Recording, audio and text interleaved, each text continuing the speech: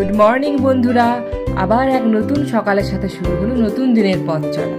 তো আজকে আমি সকালটা শুরু করলাম মর্নিং ওয়াক দিয়ে। আমাদের ফ্ল্যাটের নিচে এরকম অনেক বড় জায়গা আছে, তো সেখানেই আমি হয় সকালে নয় রাতে একটু হাঁটি, এতে মনটা বেশ ভালো হয়ে যায়।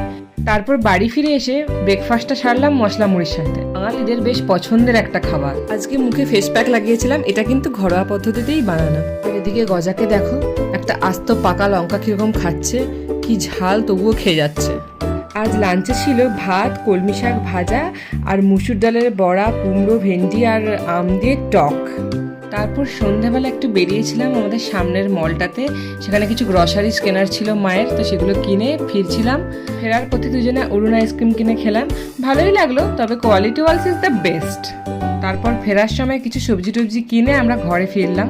তারপর ফিরে গজা আমাদেরকে কি অফার করছিল দেখে নাও। কাকে বলছো তুমি?